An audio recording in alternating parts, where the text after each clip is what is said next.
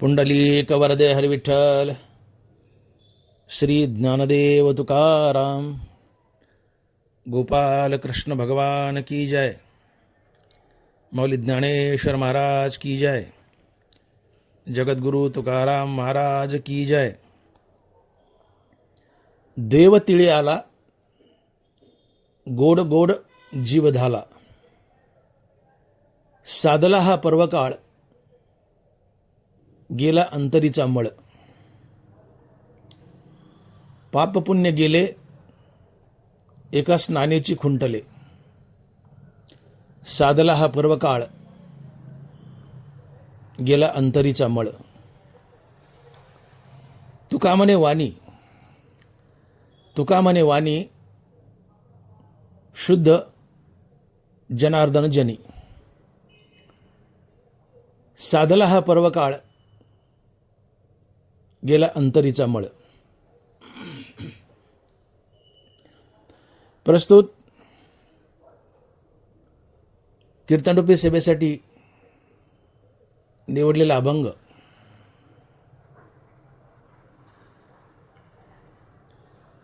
जगद्गुरु श्री संत तुकाराम महाराज यांचा 4 चरणाचा अभंग आहे आणि स्थितीपर प्रकरणातील अभंग आहे. तुकोबाराय म्हणतात, देव तिळे आला, गोड गोड जीव झाला. देव तिळे आला, गोड गोड जीव झाला. देव तिळी आला. देव हा देव कोण? तर साहजिकच पांडुरंग विठ्ठल अर्थात भगवान श्रीकृष्ण.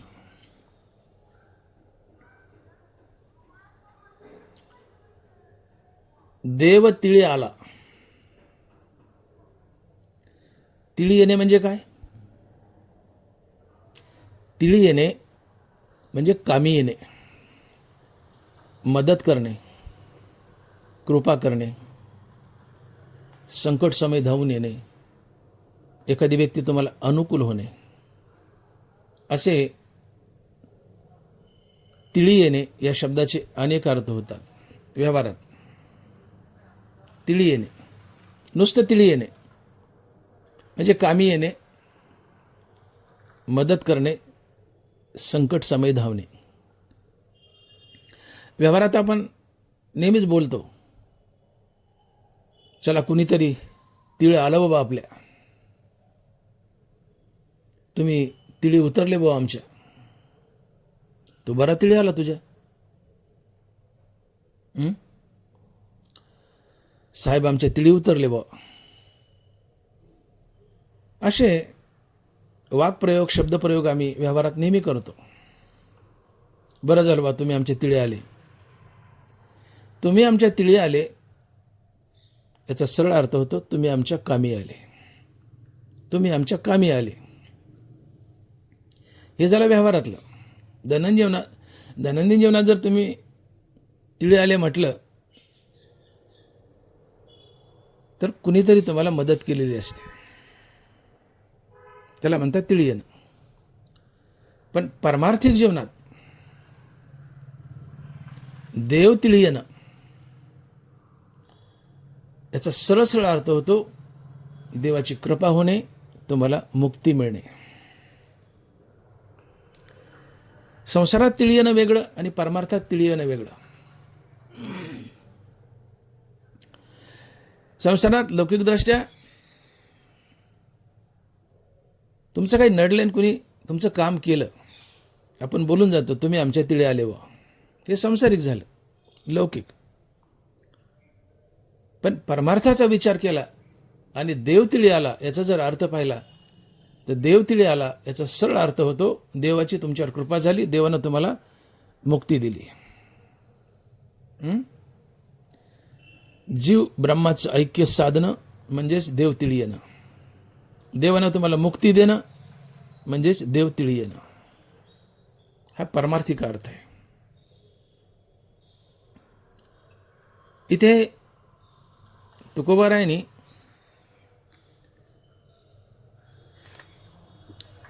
या अभंगात संक्रांतीचं रूपक केलंय. अभंगाचे चारी चरण संक्रांतीसोबत जोडलेत.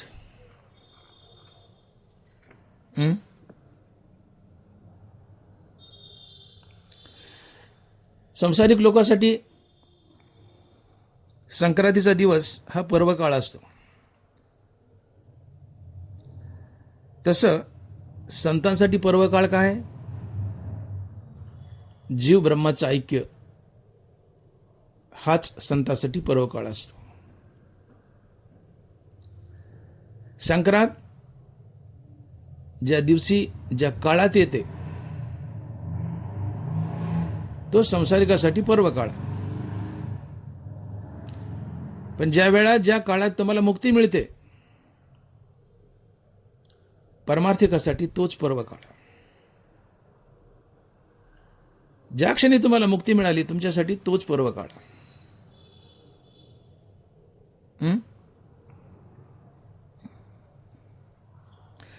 संक्रांतीला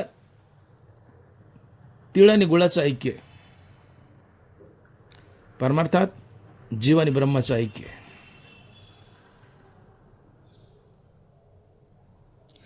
संक्रांतीला आम्ही तिळगुळ खाल्ले, तोंड गोड होतं, वाणी गोड होते. परमार्थात जीव आणि ब्रह्माचं ऐक्य साधलं की तिथे वाणी गोड होते. पुढे स्नेह पाजरे मागा चालती अक्षरे, शब्द पाठी अवतरे आधी कृपा. तसे साचे आणि मवाळ मी तुले परी सरळ, शब्द जसे कल्लोळ अमृताचे. संक्रांतीला संसारिक जीवनात संक्रांतीला तिळगुळ खाल्ले, तोंड गोड होतं, सोबत वाणी गोड होते. परमार्थात जीव ब्रह्माचं ऐक्य झालं, वाणी कायमची गोड होते. पुढा स्नेह पाजरे. तुम्ही एखाद्याला तिळगुळ दिला तर तिळगुळ देताना तुम्ही म्हणता तिळगुळ घ्या, गोड गोड बोला. ज्या माणसाला तिळगुळ दिलाय किंवा तेवढा मनुष्य तरी तुम्हाला गोड गोड बोलतो तिळगुळ खाल्ल्यावर. परंतु जिथं जीव ब्रह्माचं ऐक्य तो मनुष्य सगळ्या जगालाच कायमचं गोड बोलतो, कायमचं गोड बोलतो. अवघाची भूत मात्री जा एकपणे मैत्री, सगळ्यांना गोड बोलतो.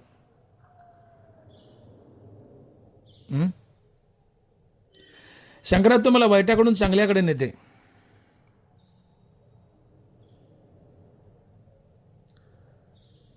परमार्थातील पर्वकाळ तुम्हाला जीवाकडून देवाकडे नेतो.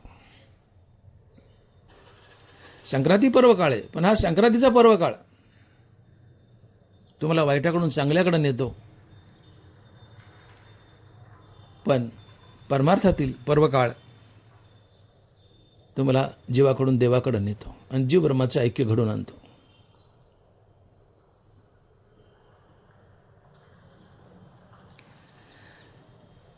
संक्रांतीच्या पर्वकाळात तुम्ही पुण्य मिळवता, परमार्थाच्या पर्वकाळात तुम्ही मुक्ती मिळवता. संक्रांतीला ज्याला तुम्ही तिळगुळ देता त्याची दुश्मनी संपून तुमची त्याची मैत्री होते. परमार्थात जीव ब्रह्म ऐक्य झालं की सगळ्या जगाची मैत्री होते. अशा प्रकारे हा अभंग तुकोबारायांनी संक्रांतीसोबत जोडलाय, संक्रांतीचं रूपक केलंय. या अभंगात तुकोबारायांना सरळ माणसाला मुक्ती कशी मिळते हेच सांगायचे. मुक्ती मिळवण्यासाठी काय काय टप्पे लागतात, मुक्ती कशी मिळते हेच तुकोबाराला सांगायचे. पण याची तुलना तुकोबारांनी संक्रांतीसोबत केली आहे. आणि म्हणून पुष्कळदा असं घडतं की आपल्याकडे बरेचसे लोक असतात, संक्रांतीचा सण आला की जवळजवळ सगळेच लोक परमार्थात वावरणारे सगळेच लोक व्हॉट्सअपवर टाकतात, देव तिळी आला, देव तिळी आला, हा अभंग टाकून देतात. खऱ्या अर्थानं हे संक्रांत, तिळगुळ घ्या, गोडगोड बोला, हे निमित्त आहे. या संक्रांतीसोबत तुकोबाराने तुलना केली अभंगाची, पण ते निमित्त आहे. अभंगाचा खरा आशय आहे, तुकोबार अभंगातून सांगू इच्छित आहेत की तुम्हाला मुक्ती मिळवण्यासाठी कोणत्या कोणत्या टप्प्यातून जावं लागतं. ते सगळे टप्पे या अभंगात सांगितलेत, फक्त जोडले संक्रांतीसोबत. संक्रांत हे एक रूपक केलंय. देव तिळी आला,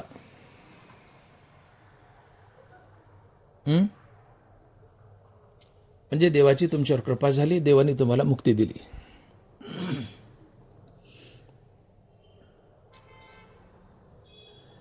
देव तिळी आला म्हणजे देव तिळात आला किंवा तिळा इतका बारीक होऊन आला.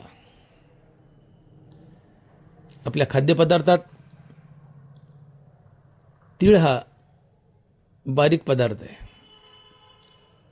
काही पदार्थ तिळावणे बारीक आहेत, मोहरी वगैरे, पण तीळ तसा खाद्यपदार्थ आहे आणि खाद्यामध्ये बारीक पदार्थ आहे. बाकी खाद्यामध्ये मोठे मोठे पदार्थ आहेत, पण तीळ बारीक आहे.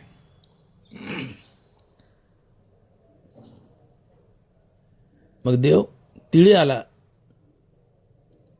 म्हणजे देव तिळात आला किंवा देव तिळा इतका बारीक होऊन आला आणि आम्हाला भेटला, आम्हाला मुक्त केलं, म्हणजे देव तिळी आला.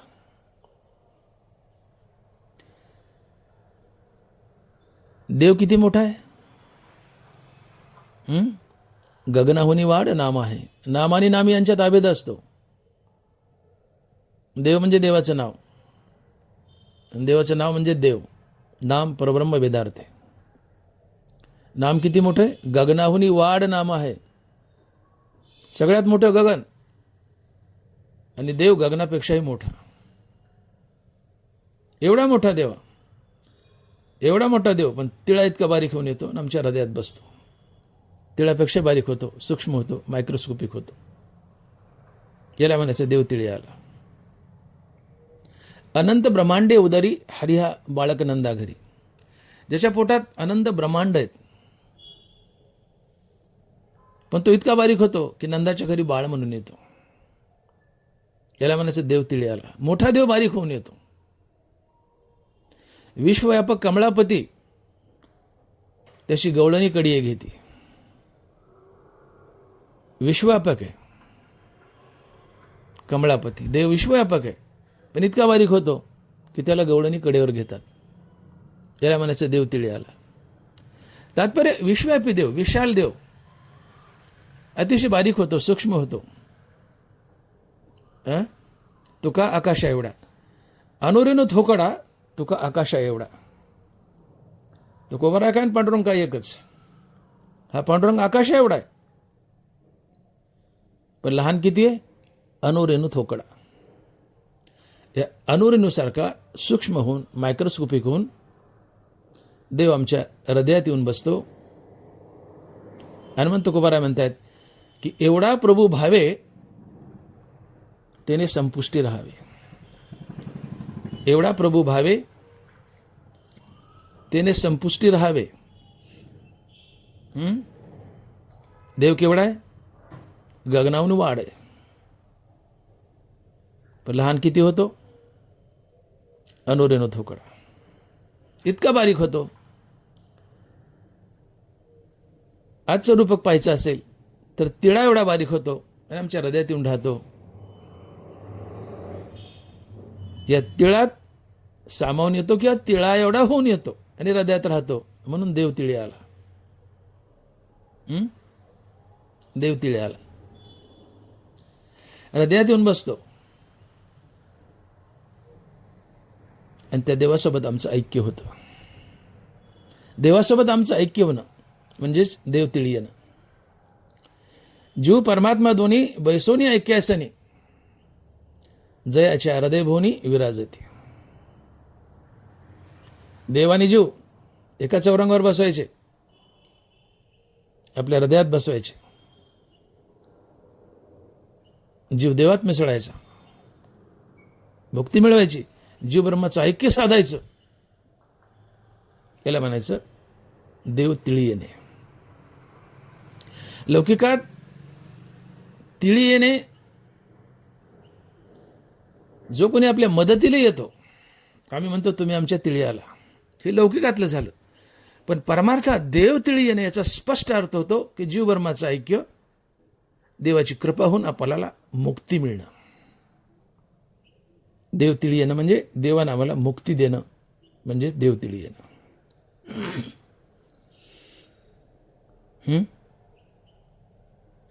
देव तुकोबारांच्या तिळी आलाय,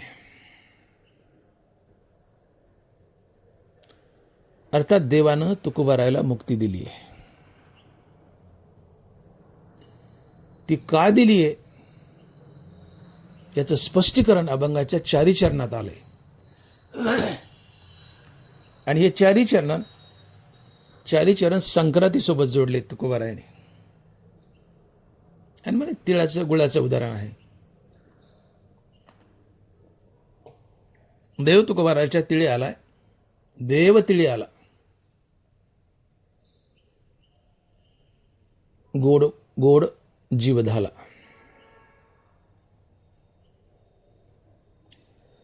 देव तुकोबारांच्या तिळी का आला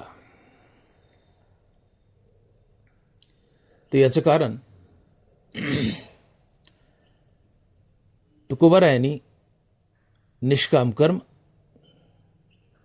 आणि निष्काम हरिनाम घेतलंय. आणि म्हणून देव तुकोबारांच्या तिळी आलाय. तुम्ही कर्मानं ईश्वराला भजा, कर्म देवाची पूजा म्हणून करा. सकाळी उठल्यापासून रात्री झोपेपर्यंत आपलं प्रत्येक कर्म कर्माभिमानाने फलेच्या टाकून कर्तव्य आणि प्रभुपूजा समजून ईश्वराप्रित्यर्थ व ईश्वराप्रबुद्धीने करणं, हाच कर्मयोग आणि हीच भगवंताची खरी पूजा आहे. आणि तुकोबारायाने कर्मानं ईश्वराला भजले तर कर्मेषु भजावं हे जे बोलिलो.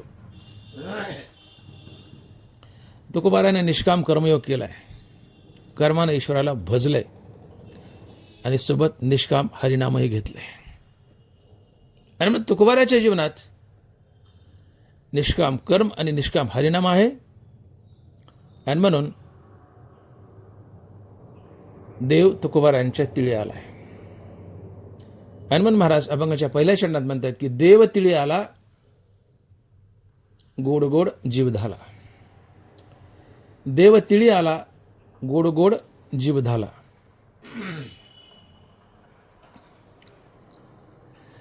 तुकोबारायांनी कर्मानं ईश्वराला भजलंय, निष्काम कर्मयोग केलाय, निष्काम हरिनाम घेतलंय आणि ते अहोरात्र घेतलंय. माझी मज झाली अनावर वाचा, छंद या नामाचा घेतला असे.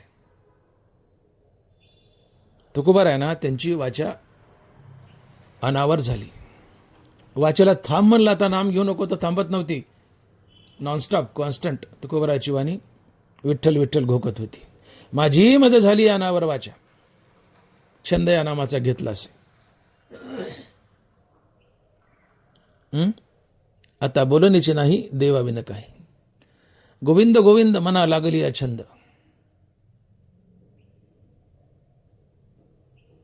इतकं अखंड अखंड विठ्ठल नाम तुकोबारायांच्या मुखात होतं.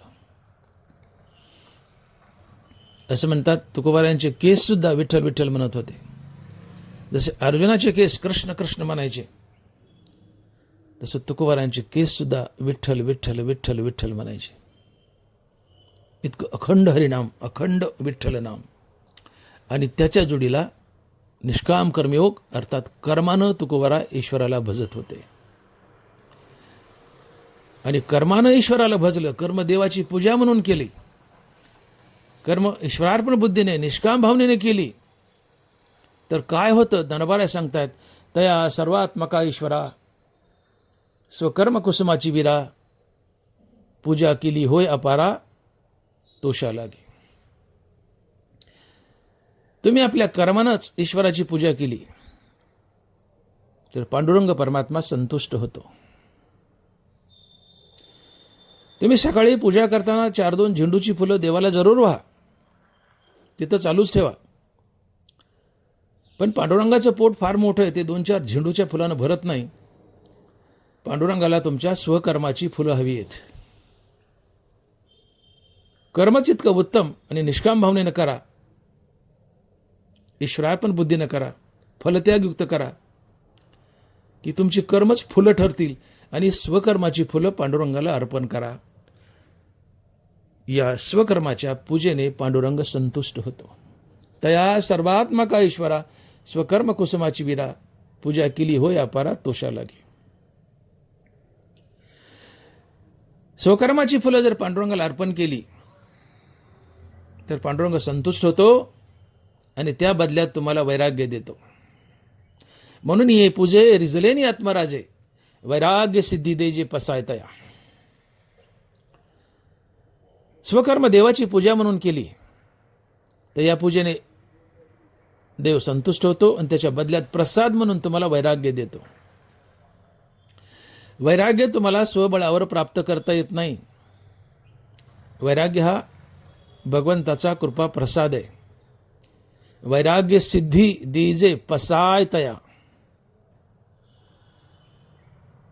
कर्मानं ईश्वराला भजलं तर देव संतुष्ट होतो आणि त्या बदल्यात तुम्हाला प्रसाद म्हणून, बक्षीस म्हणून वैराग्य बहाल करतो. आणि या वैराग्यानं देव भेटतो ते हे विषय वैराग्य जे आत्मलाभाचे भाग्य, याने ब्रह्मानंदा योग्य जीव होते. ज्ञानोबा आहे,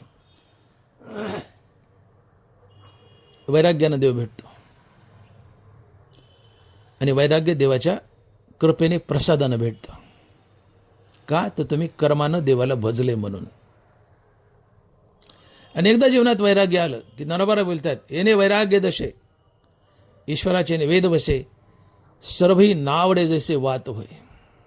नीट ऐका, येणे वैराग्य दशे ईश्वराचे वेद वसे, सर्वही नावडे जैसे वात होय. एकदा तुम्हाला वैराग्य प्राप्त झालं की तुम्हाला देवाचा वेध लागतो. तुम्हाला काही आवडत नाही, उलटीप्राय तुच्छ वाटतो संसार, फक्त देवाचा वेध लागतो आणि देवाचा वेदच तुम्हाला एक दिवशी देव बनवतो. आणि हे जीव ब्रह्माचं ऐक्य असतं. आणि याला म्हणतात देव तिळी येणे. देव तिळी आला, गोड गोड जीव झाला. येणे वैराग्य दसे ईश्वराचे वेद बसे, सर्वही नावडे जैसे वात होय. मग सम्यक ज्ञान न उदय जाता वेधेची तन्मयता, उपजे अशी योग्यता बोधाची तोल आहे. तुम्ही कर्मानं ईश्वराला भजले, ईश्वर संतुष्ट झालाय, त्या बदल्यात प्रसाद म्हणून वैराग्य दिलंय. तुमच्या जीवनात वैराग्य आलंय, वैराग्यामुळे तुम्हाला देवाचा वेध लागतो आणि तुम्हाला आत्मज्ञान झालं नाही तरी तुम्ही देवहून देवाच्या दारात उभं राहता. आत्मज्ञान व्हायचं तेव्हा होईल, श्रीगुरु भेटायचं तेव्हा भेटेल, पण या वैराग्यामुळे देवाचा वेध लागतो, संसाराचा वीट येतो आणि वैराग्यामुळे तुम्ही देवाशी तन्मय होता, एकरूप होता आणि देवहून देवाच्या दारात उभं राहता. ज्ञानोबा बोलतात, सम्यक ज्ञान न उदय जाता, म्हणजे आत्मज्ञान झालं नाही तरीही तुम्ही देवहून देवाच्या दारात उभे राहता. सम्यक ज्ञान न उदय जाता वेधेची तन्मयता, उपजे अशी योग्यता बोधाची तोल आहे. वैराग्याने ईश्वराचा वेध लागतो. या वेदानं तुम्ही ईश्वराशी तन्मय होता, एकरूप होता आणि आत्मज्ञान नाही झालं तरी तुम्ही देव पांडुरंग बनलेले असता, तुम्ही संत बनलेले असता.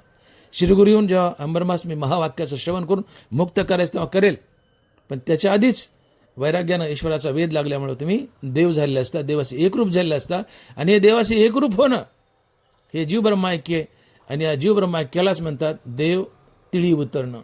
हनुमंत तुकोबारायला येतात की देव तिळी आला, देव तिळी आला.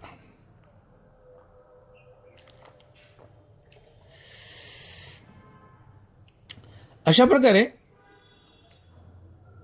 तुकोबारायांनी निष्काम कर्मानं आणि निष्काम हरिनामानं मुक्ती मिळवली आहे. आणि तुकोबारायाला मिळालेली ही मुक्ती म्हणजेच देव तिळी येणे. मग देव तिळी आलाय, देवाने तुकोबारायाला मुक्ती दिली आणि म्हणून तुकोबारायांचा जीव तृप्त झालाय. याला महाराज म्हणतायत जीव धाला, गोड गोड जीव धाला. तुकोबारायांना मुक्ती मिळाल्यामुळं तुकोबारायांचा जीव तृप्त झालाय, समाधानी झालाय, धाला झालाय. गोड गोड जीव धाला. जीव तृप्त झालाय, समाधानी झालाय. आणि हा जीव ब्रह्माशी ऐक्य पावल्यामुळं, ब्रह्म गोड आहे, आनंद स्वरूप आहे, म्हणून हा जीवही गोड झाला, आनंद स्वरूप झाला. आणि म्हणून शब्दप्रयोग आहे गोड गोड जीव धाला. देव तिळी आला, गोड गोड जीव धाला. देव तुकोबाराच्या तिळी आला, अर्थात देवानं तुकोबाराला मुक्ती दिली आहे. या मुक्तीमुळं तुकोबारायांचा जीव धाला झालाय, अर्थात तृप्त झालाय.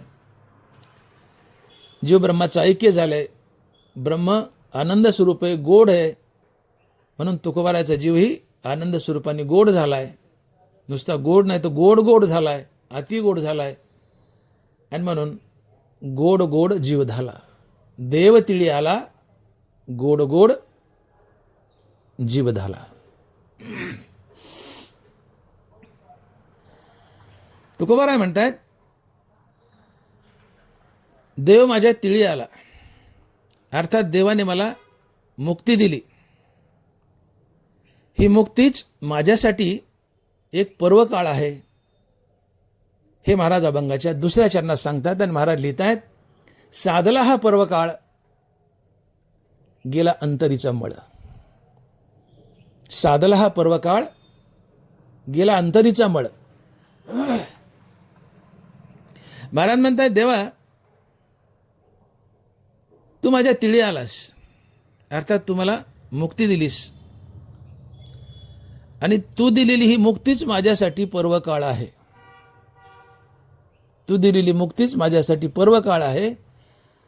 आणि म्हणून शब्दप्रयोग साधला हा पर्वकाळ. साधला हा पर्वकाळ. देवा तू मला मुक्ती दिलीस म्हणून मी पर्वकाळ साधलाय. साधणं हे भाग्य असतंय. साधलं बा त्याचं. त्याला साहेबांनी नोकरी दिली, त्याचं साधलं बा. हे लक असतंय, भाग्य असतंय. हे तुकोबारायांचं भाग्य आहे. देवानं मुक्ती दिली आहे, पर्वकाळ साधलाय, हे भाग्य आहे. तुकोबारायांना मिळालेली मुक्ती हाच तुकोबारायांसाठी पर्वकाळ आहे. परमार्थातील पर्वकाळ, जीव ब्रह्माचं ऐक्य, हाच परमार्थातील पर्वकाळ. देव तिळी येणं म्हणजे मुक्ती मिळणं. परमार्थात पर्वकाळ साधणं म्हणजे मुक्ती मिळणं. अर्थात तुम्हाला मुक्ती मिळणं म्हणजे देव तिळी येणं, तुम्हाला मुक्ती मिळणं म्हणजेच पर्वकाळ साधणं. ही परमार्थातली भाषा आहे. पर्वकाळ म्हणजे देवदर्शन. देवदर्शन हाच पर्वकाळ. मुक्ती मिळणं हाच पर्वकाळ. देव हृदयात राहायला येणं हाच पर्वकाळ. जीव ब्रह्माचं ऐक्य साधणं हाच पर्वकाळ. तुकोबारायांना पर्वकाळ साधलाय का, तर त्यांना मुक्ती मिळाली आहे. पर्वकाळ त्याला म्हणतात की जो अतिशय शुद्ध काळ असतो, शुभ काळ असतो. आणि त्या काळात तुम्हाला पुण्य मिळवण्याची संधी मिळते. पर्वकाळात तुम्हाला पुण्य लाभतं सत्कर्म केली तर. जसं की सूर्यग्रहण हा एक पर्व काळ आहे. दानधर्म करा, सत्कर्म करा. सूर्यग्रहण सुटले स्नान करा, गंगा स्नान करा, समुद्र स्नान करा, भगवंताचं नामचिंतन करा, दानधर्म करा, पुण्य लागतं. सूर्यग्रहण. एकादशी पर्व काळ आहे.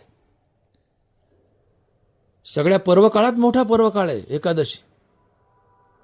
नाथ महाराज बोलतायत, जो एकादशीचा व्रतधारी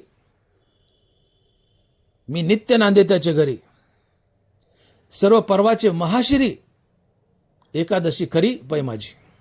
सर्व पर्वाचे महाशिरी एकादशी खरी पै माझी. जेवढे पर्व आहेत त्या पर्वाच्या शिरावर सगळ्या पर्वात मोठं पर्व काय तर म्हणले माझी एकादशी आहे. आणि जो एकादशी करतो त्याच्या घरी मी नित्य नांदतो. जो एकादशीचा व्रतधारी नित्य नांदे त्याचे घरी, मी नित्य नांदे त्याचे घरी. सर्व पर्वाची श्री एकादशी खरी पै माझी. एकादशी पर्व काळ आहे, जरूर करावं सर्वांनी. गडगंज पुण्य मिळतं एकादशीने. संक्रांत पर्व काळ आहे. संक्रांत एक पर्व काळ आहे, एक शुभ काळ आहे. आणि म्हणून संक्रांतीला पुण्य लुटण्यासाठी अनेक लोक, आपल्याकडं नाही पण असं उत्तर भारतात संक्रांतीला अनेक लोक गंगा स्नान करतात, समुद्र स्नान करतात, तिळगुळाचं वाटप करतात, मैत्रीभाव वाढावा म्हणून. वैर जावं, मैत्रीभाव वाढावा. ही संक्रांत पर्व काळ आहे, पुण्य काळ आहे, शुभ काळ आहे. संक्रांत आम्हाला वाईटाकडून चांगल्याकडे नेते, अशुभाकडून शुभाकडे नेते. संक्रांतीच्या दिवशी संक्रमण होतं. संक्रमण म्हणजे बदल, प्रवेश. कसलं संक्रमण होतं? दक्षिणायन उत्तरायणात जातं आणि उत्तरायण हे शुभ आहे. म्हणून उत्तरायणात जर मरण आलं तर मनुष्य मुक्तीला जातो असं म्हणतात. भीष्माचार्य त्यामुळे थांबले होते, शरपंजरी पडलेत, उत्तरायणाची वाट पाहत होते. उत्तरायण आल्यावर प्राण सोडला. संक्रांतीच्या दिवशी सूर्य दक्षिणायनातून उत्तरायणात जातो. आणि मग संक्रांतीचा दिवस हा पर्व काळ आहे, शुभ काळ आहे, पुण्य काळ आहे.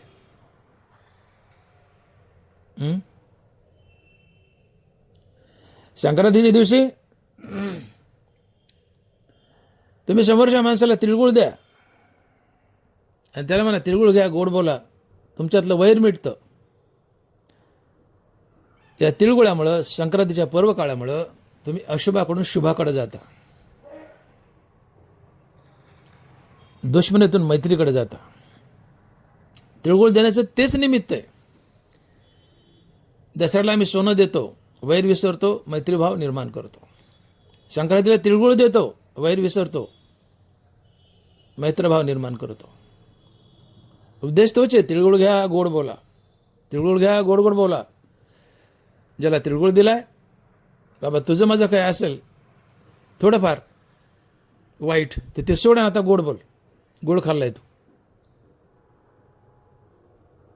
आणि मनुष्य गोड बोलतो, वैर संपतं. सक्रात तुम्हाला अशुभाकडून शुभाकडे नेते, वाईटाकडून चांगल्याकडे नेते, दुश्मनीकडून मैत्रीकडे नेते. आणि ज्या दिवशी संक्रांत आहे त्या दिवशी सूर्य मकर राशीत प्रवेश करतो. सूर्य दक्षिणायनातून उत्तरायणात प्रवेश करतो. हे सूर्याचं संक्रमण आहे. सूर्याचा एकातून दुसऱ्यात प्रवेश आहे, हा बदल आहे. आणि मग ज्या दिवशी हे सूर्याचं संक्रमण होतं ती 14 जानेवारी अर्थात संक्रांत असते. आणि संक्रमण आहे म्हणून तो दिवस संक्रांत. 14 जानेवारीला सूर्याचं संक्रमण आहे आणि म्हणून तो दिवस संक्रांती. सूर्य मकरात प्रवेश करतो म्हणून मकर संक्रांती. आणि म्हणून उत्तरायण शुभ आहे. दक्षिणायन संपलंय, सूर्य उत्तरायणात चाललाय, तो संक्रांतीच्या दिवशी. हा दोन्हीचा जॉईंट कोण साधतंय? 14 जानेवारी अर्थात संक्रांत. आणि म्हणून ही संक्रांत अशुभाकडून शुभाकडे नेते, उत्तरायणाकडे नेते. आणि म्हणून संक्रांत शुभ आहे, पुण्यकाळ आहे, पर्वकाळ आहे. आणि मग संक्रांतीला लोक गंगे स्नान करतात, समुद्रात स्नान करतात, पुण्य लुटतात, तिळगुळाचं वाटप करतात, दुश्मनी सोडतात, मैत्री वाढवतात.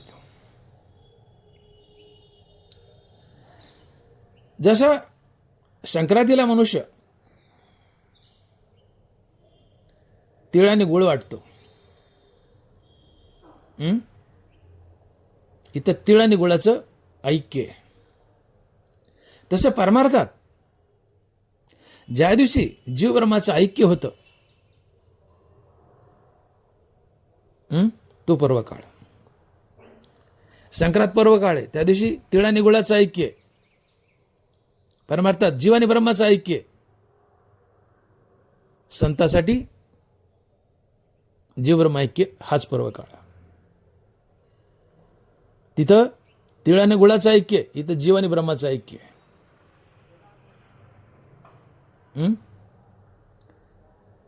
आणि म्हणून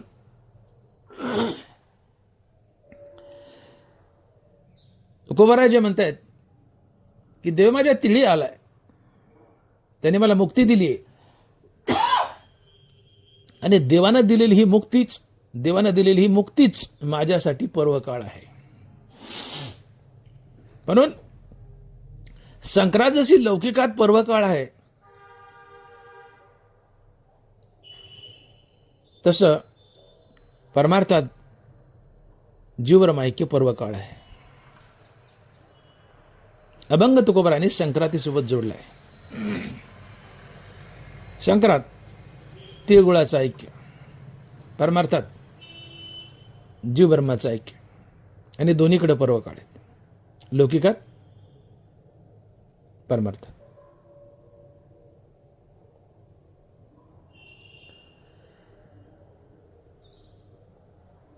तुकोबाराय म्हणतात मी मुक्त झालोय,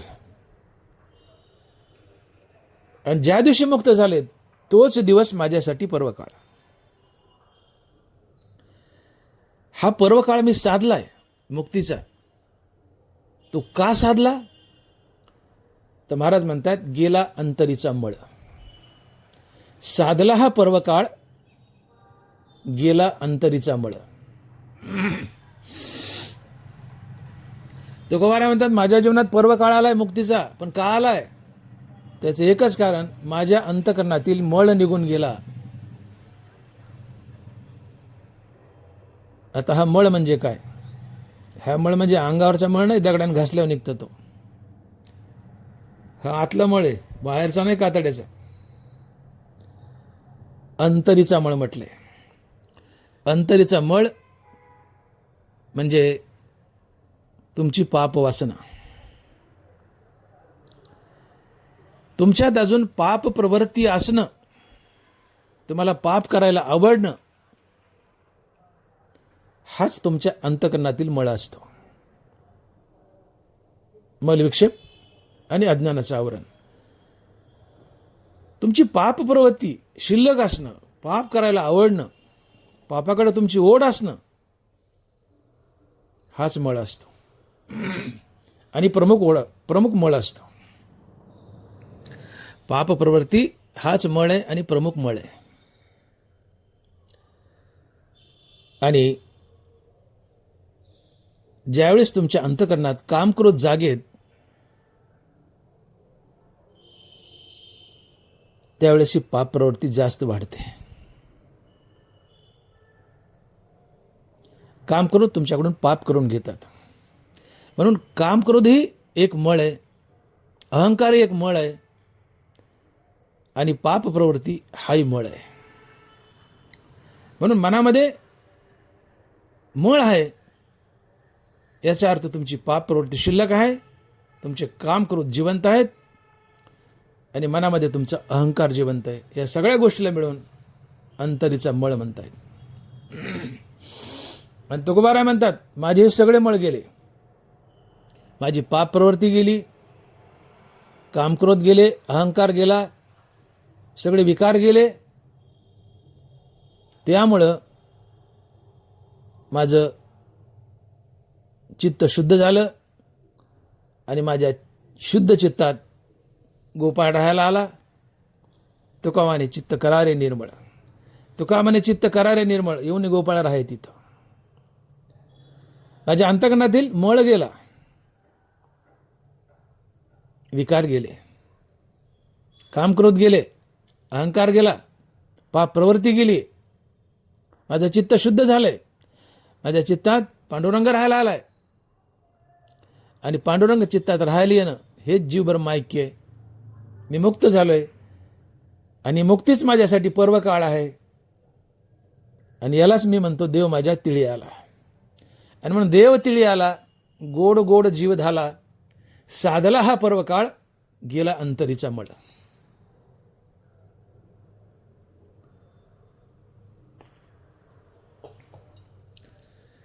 कामक्रोध हे अंतकरणातील खरा मळ आहेत.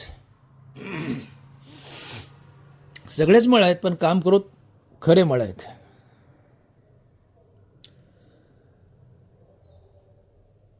तुमच्या जीवनात पाप पुण्याची निर्मिती जर कोण करत असेल तर त्या आहेत दोन गोष्टी. एक ज्ञानेंद्रियाचे विषयभोग आणि ज्ञानेंद्रियाच्या विषयभोगातून निर्माण होणारे कामक्रोध. अर्थात तुमच्या जीवनात पाप पुण्याची निर्मिती जर कोण करत असेल तर कामक्रोध आणि तुम्ही केलेली बरी वाईट कर्म.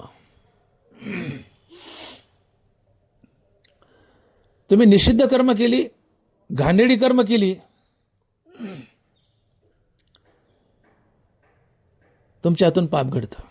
निषिद्ध कर्मातून पापाचा जन्म होतो. जेवढी वाईट कर्म आहेत, लांडी लबाडी निंदा, हाणामारी खून, परद्रव्य करणारीचा अभिलाष, चोरी चपाटी, जितके वाईट कर्म ते निषिद्ध कर्म आहेत. या कर्मातून पापाचा जन्म होतो.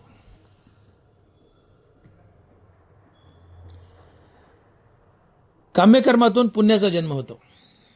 मोठे मोठे यज्ञ करायचे, स्वर्ग मिळा म्हणून दान करायचं. काम्य कर्मातून पुण्याचा जन्म होतो.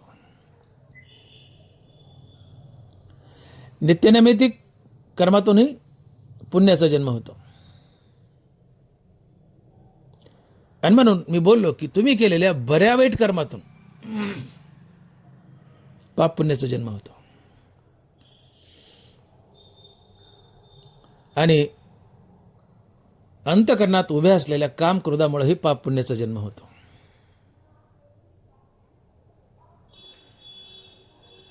काम क्रोधामुळे पाप पुण्याचा जन्म कसा होतो थोडक्यात पाहूया आणि पुढे जाऊयात.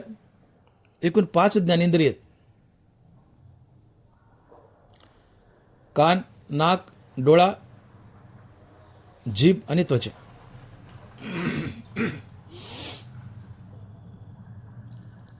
उदाहरण कानाचं घेऊ, वेळ अपुरा, पुढे चालू. कान ज्ञानेंद्रिय. शब्द कानाचा विषय. शब्द 2 प्रकारचे, एक स्तुतीपर आणि एक निंदापर. नरबारा लिहित आहेत, देखे शब्दाची व्याप्ती निंदा आणि स्तुती, तिथं द्वेषा द्वेष उपजती श्रवणाद्वारे. देखे शब्दाची व्याप्ती निंदा आणि स्तुती, तिथं द्वेषा द्वेष उपजती श्रवणाद्वारे. नरबारा आहे. कान हा ज्ञानेंद्रिय. शब्द हा कानाचा विषय. शब्द 2 प्रकारचे, एक स्तुतीपर आणि एक निंदापर. स्तुतीपर शब्द कानाच्या आवडीचा विषय, निंदापर शब्द कानाच्या नावडीचा विषय. उदाहरणार्थ तुमची कोणी स्तुती केली. स्तुती माणसाला अतिप्रिय असते. असं म्हणलं तर वावगं ठरणार नाही की मनुष्य जगतो ते स्तुती ऐकण्याकरताच. इतकी स्तुती माणसाला प्रिय आहे. प्रत्येकाला स्तुती प्रिय आहे. स्तुती ऐकायला मेलेला मनुष्य उठून बसेल, स्तुती ऐकायला मग मरेल.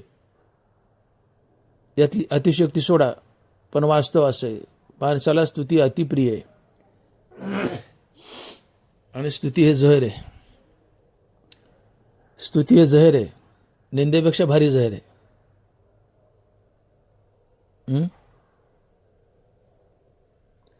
कीर्तन चांगलं झालं, कीर्तन करायला वाटतं लोकांनी माझी स्तुती करावं, मला नावाजावं, लय भारी कीर्तन झालं. पकवाज चांगला वाजला, पकवाजाला वाटतं माझी स्तुती करावी, मला नावाजावं. चाल चांगली म्हणले, प्रमाण दिलं, टाळ करायला वाटतं माझी स्तुती करावी, मला नावाजावं.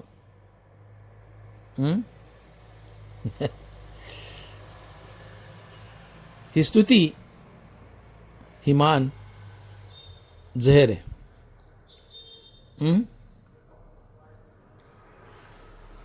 ही स्तुती मान विषापरी माना.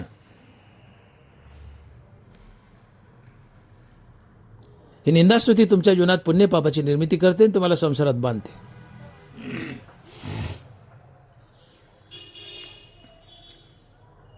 तुकोबाराय म्हणतात, लोकमान वमनासमान मानणे. लोकमान वमनासमान मानणे, एकांती राहणे विठूसाठी. लोकांनी दिलेला मान उलटीसारखा तुच्छ माना. लोकमान वमना समान मानणे.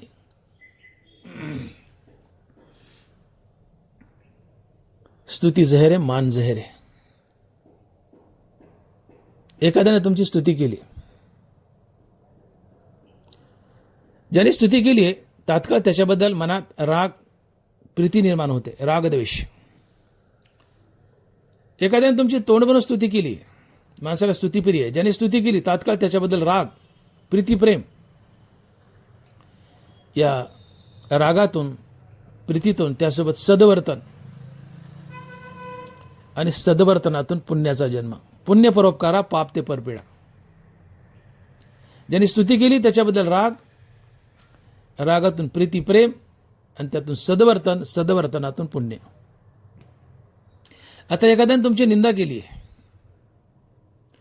ज्यांनी निंदा केली आहे, अहंकार आत सुप्त अवस्थेत दडलेला असतो अंतकरणात, आणि तो आतून ढुसणी मारतो, म्हणतो बघ त्यांनी तुझी निंदा केली. अहंकार ढुसणी मारतो, म्हणतो बघ तुझी निंदा केली. अहंकार तुमच्या कानाला निंदापर शब्द भोगायला लावतात. ज्याने निंदा केली त्याच्याबद्दल तात्काळ द्वेष, द्वेषातून क्रोध, क्रोधातून गलिच्छ वर्तन, परपीडा, हाणामारी, आणि परपीडेतून पाप. आणि पुण्य आणि पाप म्हणलं की संसार बंधन आलंच. आगा कर्मे जेवरावे ते तीही सुखदुःखी फळावे, आणि तया ती भोगावाय यावे देहा एका. ज्ञानोबा आहे. तुमच्या जीवनात मुंगेच्या पायतकं जरी पाप पुण्य शिल्लक असेल, तर ते भोगण्यासाठी तुम्हाला पुन्हा पुन्हा जन्म धरावे लागतात, आणि जन्मवृत्तीच्या फेऱ्यात अडकावं लागतं.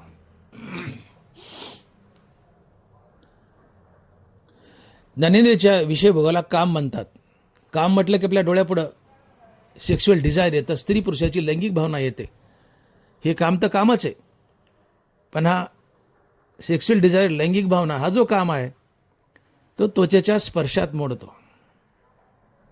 स्त्री पुरुषाची लैंगिक भावना म्हणजे आहे तरी काय, कातडीला कातडीचा स्पर्श आहे, आणि मग त्वचेच्या स्पर्शात मोडतो तो.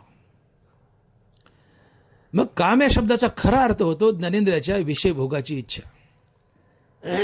हे 5 ज्ञानेंद्रिय आहेत, आणि प्रत्येकाचा स्वतंत्र विषय. वेळापर आम्ही फक्त कान सांगतो पुढे जातोय. कान ज्ञानेंद्रिय आहे. शब्द हा कानाचा विषय. शब्द 2 प्रकारचे, एक स्तुतीपर, एक निंदापर. स्तुतीपर शब्द कानाच्या आवडीचा विषय, निंदापर शब्द कानाच्या नावडीचा विषय. तुमची स्तुती केली कोणी, तात्काळ त्याच्याबद्दल राग, प्रीती, प्रेम, त्यातून सदवर्तन, सदवर्तनातून पुण्य. तुमची कोणी निंदा केली, अहंकार ढुसणी मारतो, बाग. अहंकार म्हणतो बाग त्यांनी निंदा केली.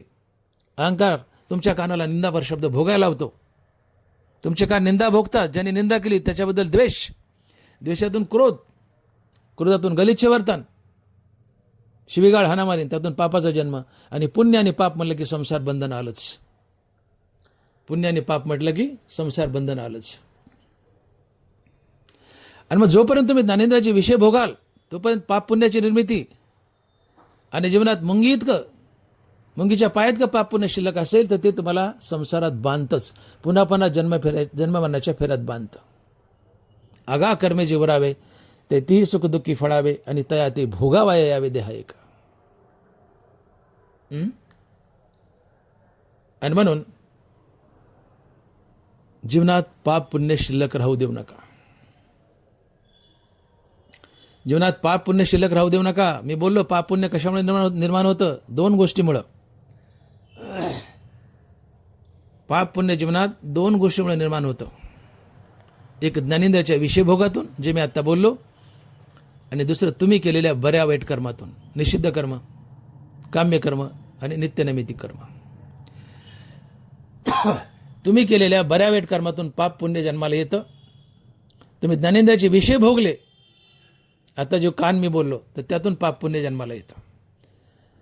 आणि जोपर्यंत नगभरही पाप पुण्य पदरी आहे ते भोगूनच पार पाडावं लागतं. त्यासाठी पुन्हा पुन्हा जन्म धरावे लागतात, संसार बंधनात अडकावं लागतं. आगा कर्मे जेवरावे, बरोबर आहे, ते तही सुखदुःखी फळावे, आणि तया ते भोगावया यावे देहा एका. आणि म्हणून जीवनात पाप पुण्य शिल्लक राहू देऊ नका. आणि मग परमार्थाची खरीखुरी व्याख्या जर काय ठरत असेल तर जीवन पाप पुण्य रहित करण्यासाठी आयुष्यभर केलेली रामनामाची साधना म्हणजेच परमार्थ. म्हणजेच परमार्थ. जीवनात पुण्यही नको आणि पापही नको. नाथ महाराज मोक्षाची व्याख्या सांगतायत.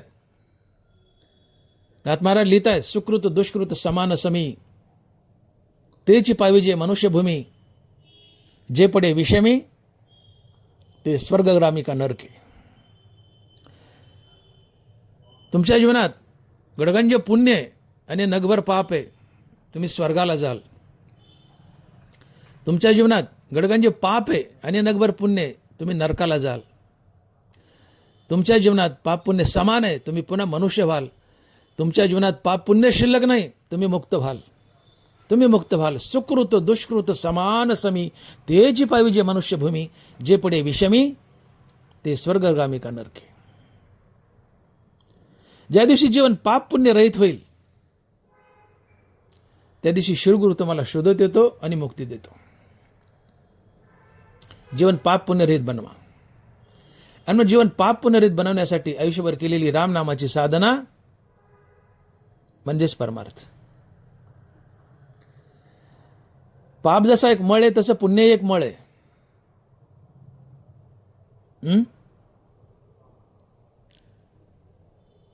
पाप नरकाला नेतं तर पुण्य स्वर्गाला नेतं. भोग दोन्हीचाही द्यावा लागतो, आणि भोगून झाले की पुन्हा मृत्यूलोकात येऊन पडावं लागतं आणि किड्यामुंगी बनावं लागतं. तया पुण्याची पावटी सरे, सभेची इंद्रपणाची उटी उतरे, आणि येऊ लागती माघारे मृत्यूलोका. पाप जसा एक मळ आहे तसं पुण्य एक मळ आहे. पाप नरकाला तर पुण्य स्वर्गाला, भोग दोन्हीच आहे, आणि भोगून झाले पुन्हा मृत्यू लोकात येऊन पडावं लागतं, किडामुंगी व्हावं लागतं, कुत्रे मांजर व्हावं लागतं, झाडं झुडपं व्हावं लागतं. आणि मग नरवारा लिहित आहेत की अज्ञान व्याले धर्माधिक, ते सांडून घाली शेख ज्ञाने येणे. स्वर्ग नरक सूचक अज्ञान व्याले धर्माधिक, ते सांडून घाली शेख ज्ञाने येणे. पाप पुण्य हे स्वर्ग आणि नरक सूचक आहेत. पाप नरकाला, पुण्य स्वर्गाला नेतं. पाप जसा मळे तसं पुण्यही मळे. का मळे पुण्य? तर पुण्य स्वर्गाला नेतं. भोगून संपले मृत्यू लोकात यावं लागतं, संसार बंधनात अडकावं लागतं. मग तुम्ही म्हणाला आम्ही पुण्यच करू नाही का? जरूर करा. टोपल्यानं करा, पोत्यानं करा, पण केलेलं पुण्य भगवंताला अर्पण करा. आपलं प्रत्येक कर्म आणि घेतलेलं हरिनाम ईश्वरार्पण बुद्धीने घ्या आणि ईश्वरार्पण बुद्धीने करा. आपण केलेलं पुण्य भगवंताच्या बँकेत डिपॉझिट करा. या पुण्यानं आणि या निष्काम कर्मानं भगवान संतुष्ट होईल आणि तुम्हाला प्रसाद म्हणून वैराग्य दिलं आणि मुक्ती देईल. पुण्य आपल्या पदरी बांधू नका, ते तुम्हाला स्वर्गाला नेईल, संसार बंधनात अडकेल. पुण्य देवाला द्या, ते तुम्हाला संसारातून सोडेल, मुक्ती देईल. पुण्य टोपल्यानं करा, पोत्यानं करा, पण ते देवाला द्या, ईश्वरार्पण बुद्धीने करा. कर्मदेवाची पूजा म्हणून करा, पुण्य देवाला जातं. जीवन पाप पुण्यरहित बनवा. आणि मग तुकोबाराय बोलतात की तुका म्हणे आम्ही झालो अग्निरूप, निधी लागो पाप पुण्य अंगा. तुका म्हणे आम्ही झालो अग्निरूप. महाराज असं नाही म्हणले निधी लागो पाप. काय प्रयोग शब्दाचा? निधी लागो पाप पुण्य अंगा. तुकोबाराय म्हणतात मी माझ्या अंगाला पाप तर लागूच दिलं नाही, पण पुण्यही लागू दिलं नाही. का? तर पाप नरकाला, तर पुण्य स्वर्गाला नाही. तर भोग दोन्हीचा द्यावा लागतो. भोगून संपलं की मृत्यू लोकात येऊन पडावं लागतं, किडामुंगी बनावं लागतं, संसार बंधनात अडकावं लागतं. आणि म्हणून जीवन पाप पुण्यरहित करा. जीवनात पाप पुण्य काय येतं? तर ज्ञानेंद्रियाचे विषय भोग, जे मी आता बोललो, ज्ञानेंद्रियाचे विषय भोग आणि आपण केलेली बरी वाईट कर्म. आणि म्हणून निषिद्ध कर्म करू नका, पाप तुमच्याकडे येत नाही. काम्य कर्म करू नका, पुण्य तुमच्याकडे येत नाही. नित्यनैमित्तिक कर्म आवर्जून करा, पण त्याचं पुण्य भगवंताला अर्पण करा. तुमचं जीवन पाप पुण्यरहित झालं. ज्ञानेंद्रियाचे विषय भोगू नका, तुमचं जीवन पाप पुण्यरहित झालं. आणि जीवन पाप पुण्यरहित झालं की तुम्हाला श्री गुरु शोधत येतो आणि मुक्ती देतो. आणि म्हणून जीवनामध्ये पाप नको, पुण्यही नको. म्हणजे पुण्य करा पण ते देवाला द्या, साठवू नका, पदरी बांधू नका. आणि मग जीवनामध्ये पाप नको. पापाची वासना हा सगळ्यात मोठा मळ आहे. तुकोबाराय बोलतायत की मला देवानं मुक्ती दिली आहे, हा माझ्यासाठी पर्वकाळ आहे. पण हा मुक्तीचा पर्वकाळ का साधला? मला मुक्ती का मिळाली? तर गेला अंतरीचा मळ. मला मुक्ती का मिळाली? तर गेला अंतरीचा मळ. माझ्या अंतकरणातली पाप वासना खरडून गेली. माझे काम क्रोध गेले, अहंकार गेला. हा मळ आहे. आणि हा अंतरीचा मळ गेल्यामुळं मला देवाने मुक्ती दिली. हा माझ्यासाठी पर्वकाळ आहे. आणि अशा प्रकारे देव माझ्या तिळी उतरला आहे. देव तिळी आला, गोड गोड जीव झाला, साधला हा पर्वकाळ, गेला अंतरीचा मळ. गेला अंतरीचा मळ. पाप वासना जाणं, अहंकार जाणं, काम क्रोध जाणं, म्हणजे अंतकरणातला मळ गेला. आता अंतकरणातला मळ गेला,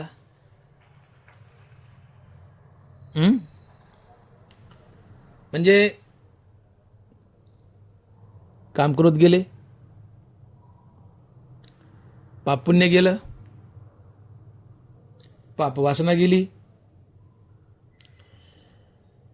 हे पाप पुण्य गेल्यामुळं माझा काय फायदा झाला हे महाराज अभंगाच्या 3ऱ्या चरणात सांगतात आणि लिहितात की पाप पुण्य गेले एकाच नाण्याची खुंटले.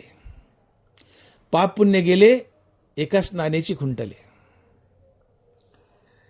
महाराज म्हणतात माझ्या जीवनातील पाप पुण्य गेलं. का? तर मी निषिद्ध कर्म करत नाही, पाप पुण्य गेलं. मी ज्ञानेंद्रियाचे विषय भोगत नाही, पाप पुण्य गेलं. माझं जीवन पाप पुण्य रहित झाले. त्यामुळे मला काय फायदा झालाय? तर मला श्रीगुरूच्या कृपेने अहम ब्रह्मास्मी या महावाक्याने स्नान घडलं आणि माझं जन्ममरण खुंटलं. माझं जन्ममरण खुंटलं. आणि मग महाराज म्हणतात की पाप पुण्य गेले एका स्नानेची खुंटले.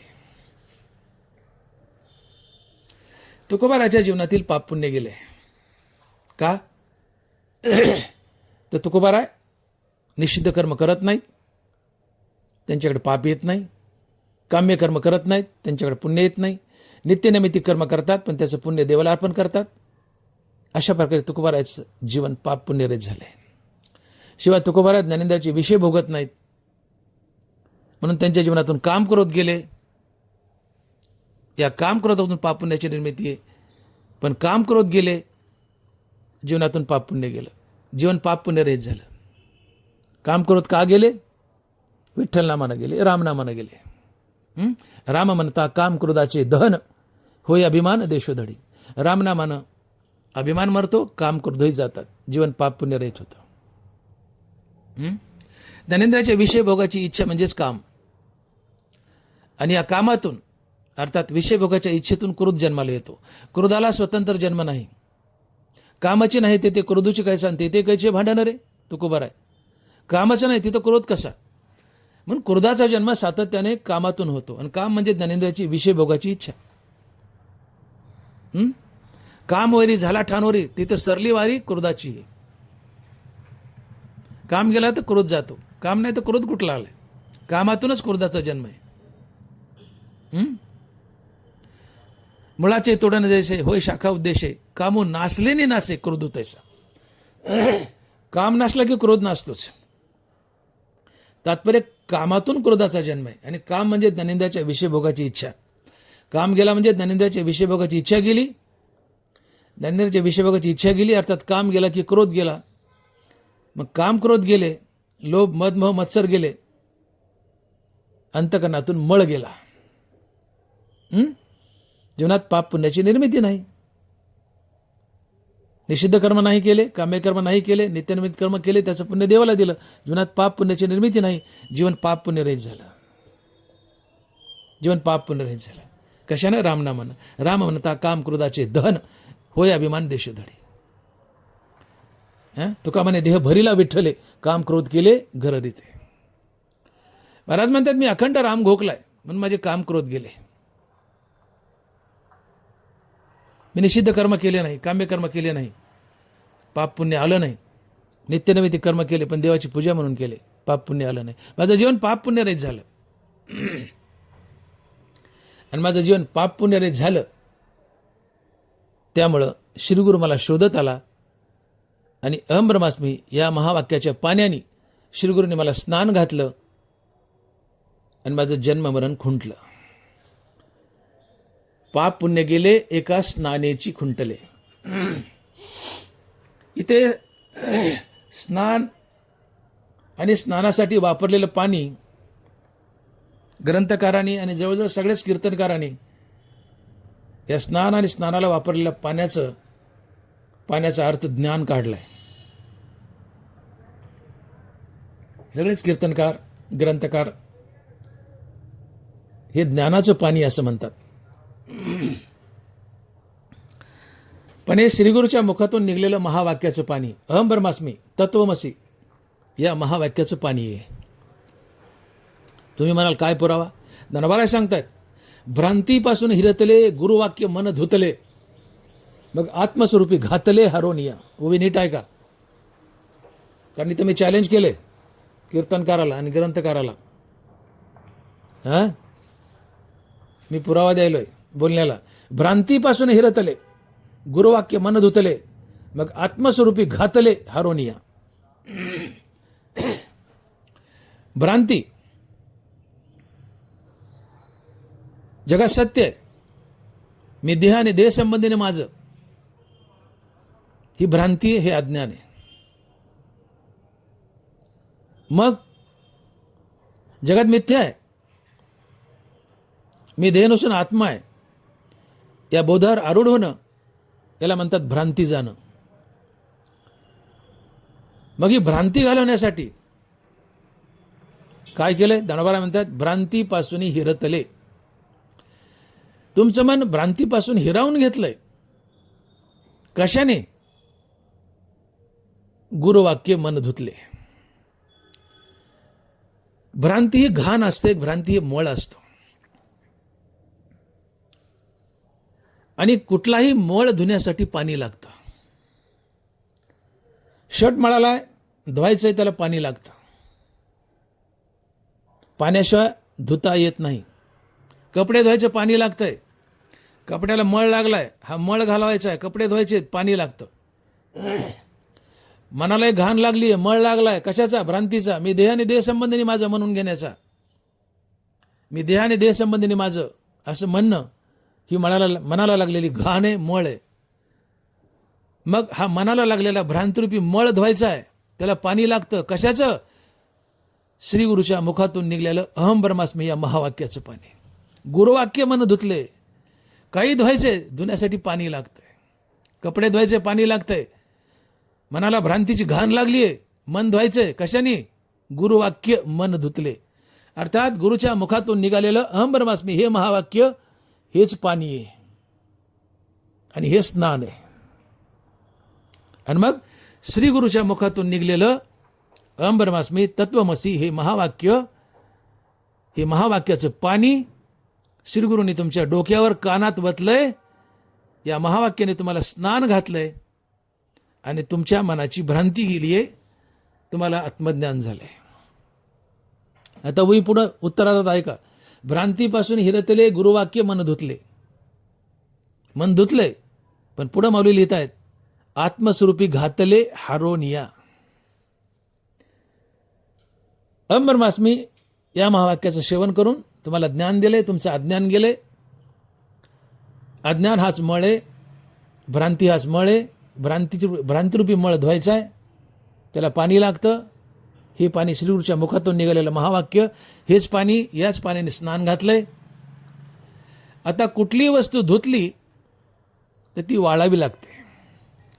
ती न वाळवता जर डायरेक्ट कपाटात ठेवली तर तिची कुमट घाण सुटते. कुमट घाण ते पहिलं मळालेलं घालता तरी येत होतं, याचा वास सुटतो, घालता येत नाही, कुमट वास सुटतो. तुम्ही प्रयोग करा, कपडे धुवून वाळू नका, तसंच ठेवा घडी घालून कपाटात. घाण सुटते त्याची, कुमट वास म्हणतात त्याला. कपडे धुतले, पाण्याने कपडे धुतले, ते वाळावे लागतात. इस्त्री करा की नका करू, पण वाळावे लागतात, मग घालण्यास योग्य असतात. श्रीगुरूच्या मुखातून निघालेलं अहम ब्रह्मास्मी महावाक्याचं हेच पाणी, या पाण्याने साधकाला स्नान घातलंय. साधकाचं मन धुतलं या पाण्याने. मनाची भ्रांतिरूपी घाण गेली, साधकाला आत्मज्ञान झालंय. आता साधकाचं मन आत्मज्ञानाने ओलं झालंय. आणि कुठली ओली वस्तू वाळवावी लागते, मी बोललो ओली वस्तू वाळावी लागते, मग घालण्यास योग्य होते. साधकाच्या मनाला मी आत्मज्ञानी आहे असं म्हणून घेण्याचा ओलावा लागलाय. हे आत्मज्ञानही वाळावं लागतं. आत्मज्ञानाचा ओलावा वाळावा लागतो.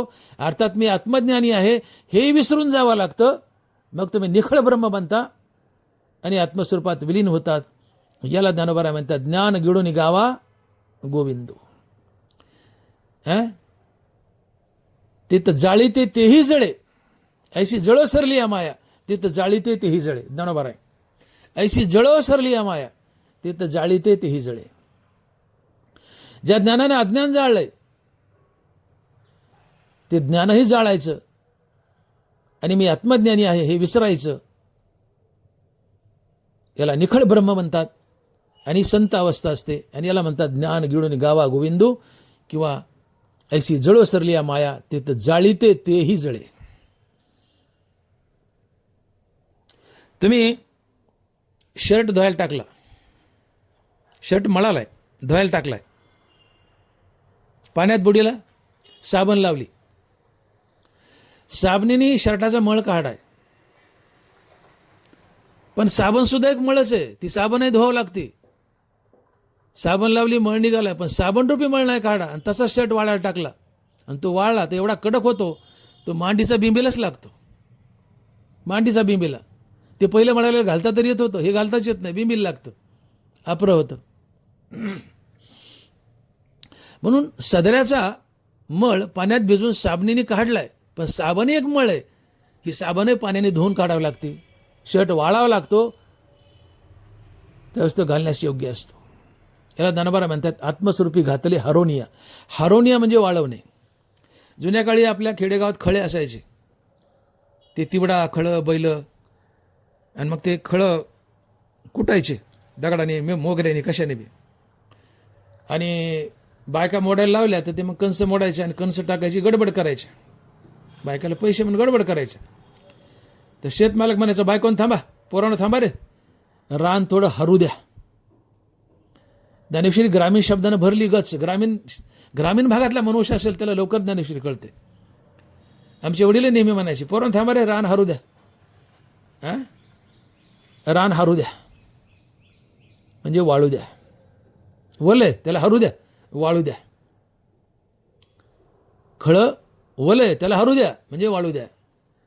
तसं ज्ञानोबा म्हणतात आत्मस्वरूपी घातले हरोनिया म्हणजे वाळवून.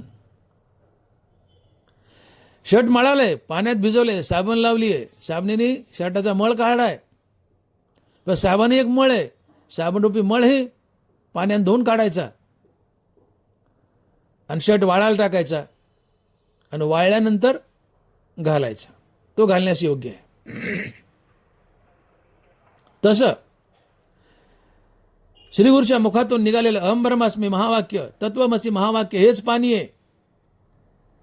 या पाण्याने साधकाला स्नान घालायचं, त्याचं मन धुवायचं, त्याच्या मनाची भ्रांतिरूपी घाण जाते, त्याला आत्मज्ञान होतं.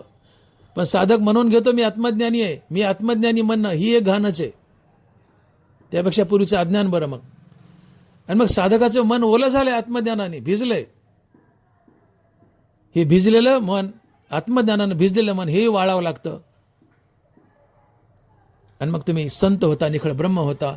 आणि भिजलेलं आत्मज्ञानानं भिजलेलं मन वाळवणं म्हणजे मी आत्मज्ञानी आहे हे विसरून जाणं, याला म्हणतात निखळ ब्रह्म होणं.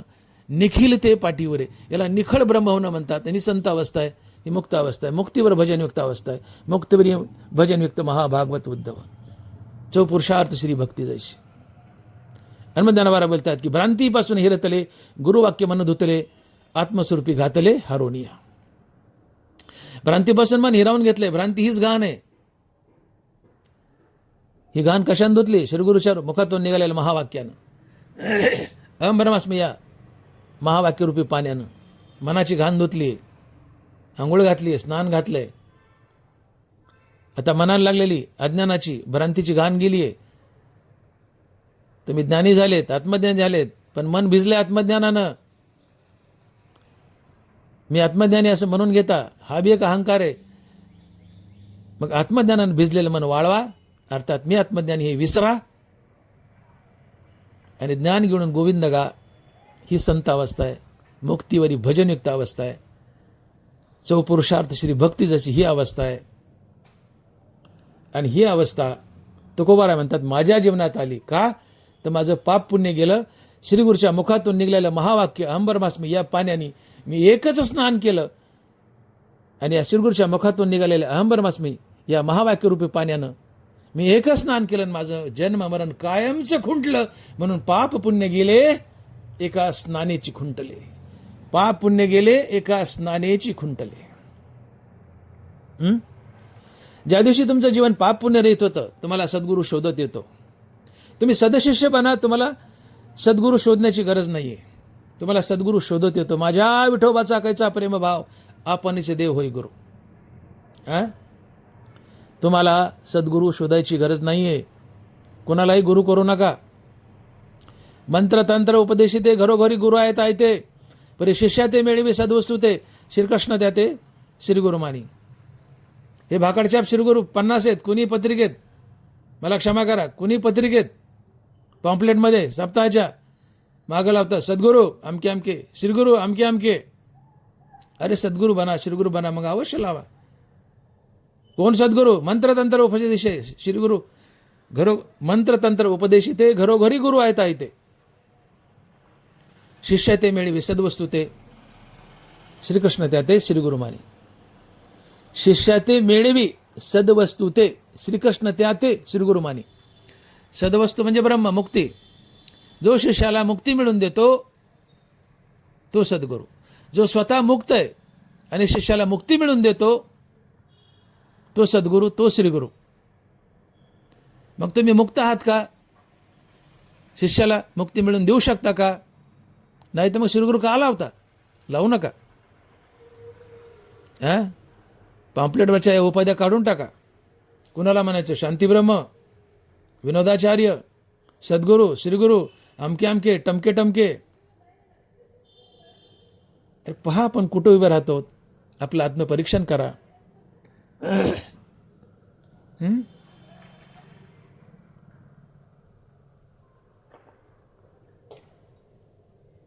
ज्या दिवशी जीवन पाप पुण्य रहित होतं त्या दिवशी श्रीगुरू तुम्हाला शोधत येतो. आणि जीवन पाप पुण्य रहित होणं याला ज्ञानोबा आहे कर्मसाम्य दशा म्हणतायत. ज्ञानोबा लिहित आहेत, ऐशी कर्मसाम्य दशा होय तिथं विदेशा, मग श्रीगुरू अपेसा भेटेची का. ओव्याकडे लक्ष द्या.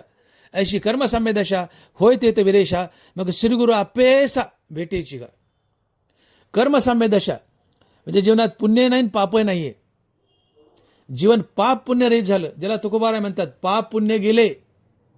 तुकोबाराय ज्याला म्हणतात पाप पुण्य गेले, त्याला ज्ञानोबाराय म्हणतात कर्मसाम्य दशा. अर्थात जीवनात पुण्य नाही पापही नाहीये, दोन्ही झिरो आहे. ही कर्मसाम्य दशा आहे. आणि अशी अवस्था जीवनात आली, जीवन पाप पुण्य रहित झालं की श्रीगुरु तुम्हाला स्वतःहून शोधत येतो आणि अहम ब्रह्मास्मी या महावाक्याच्या पाण्याने स्नान घालतो आणि तुमचं जन्म मरण खुंटतो, अर्थात तुम्हाला मुक्ती देतो. आणि म्हणून पाप पुण्य गेले एका स्नानेची खुंटले. पाप पुण्य गेले एका स्नानेची खुंटले. का येऊनी फळाचा घडू पारुशिली किडीची वाढू, श्रीगुरु भेटोनी करी पाडू बुभुत्सु जैसा.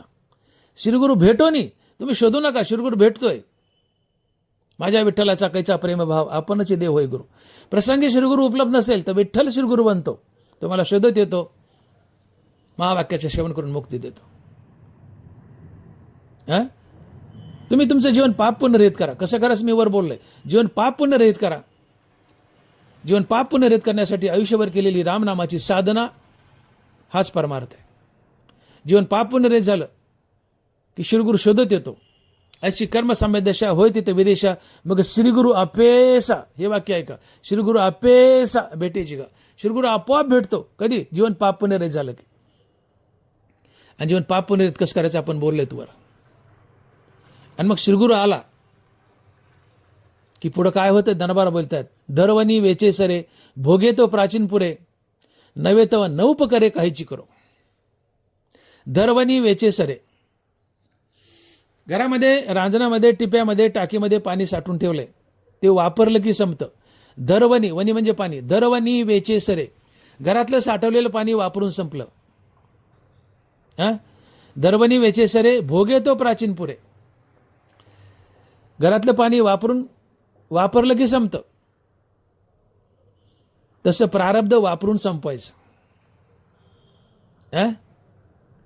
भोगे तो प्राचीन पुरे, धरवणी वेचे सरे भोगे तो प्राचीन पुरे, घरातलं साठवलेलं पाणी वापरलं संपून जातं, प्रारब्ध भोगून संपवायचं. आणि क्रियमान घडू द्यायचं नाही. नवे तव नौप करे काहीची करो. रांजणाचं पाणी वापरलं संपलं, प्रारब्ध भोगलं संपलं, पण क्रियमान निर्माण होऊ द्यायचं नाही. त्यासाठी क्रियमान म्हणजे पाप पुण्य, क्रियमान निर्माण होऊ द्यायचं नाही. त्यासाठी मुखानं घेतलेलं नाम ईश्वरार्पण बुद्धीने घ्या, केलेलं कर्म ईश्वरार्पण बुद्धीने करा. पाप तर करूच नका, पण जेवढं पुण्य घडेल ते देवाला अर्पण करा. जीवनात पाप पुण्य येत नाही, अर्थात जीवनात क्रियमान नाही. क्रियमान नाही म्हणजे पाप पुण्य नाही. पाप पुण्य नाही तर पुढचा जन्म नाही. जीवनात पाप पुण्य शिल्लक असेल तर पुढचा जन्म आहे. जीवनात पाप पुण्यच नाही तर पुढचा जन्म कशाला आहे. ती मुक्ती असते. अगा कर्मे जे वरावे तय तीही सुख दुःखी फळावे आणि तया ते भोगावा यावे द्यावे का. धनवारा म्हणतात जीवनात पाप पुण्य शिल्लक असेल तर पुढचा जन्म आहे. आणि आहेच, पण पाप पुण्य जर शिल्लक नाही तर पुढचा जन्मच नाही. सद्गुरूला तुम्हाला शोधत यावं लागतो आणि अंबरमास्मी या महावाक्याचं श्रवण करून तुम्हाला मुक्ती द्यावी लागते. आणि मग श्रीगुरु भेटोनी करी पाडू बुभुत्सु जैसा, श्रीगुरु आपेसा भेटेची का. माझ्या विठोबाचा कैचा प्रेम भाव आपणच देव होय गुरु.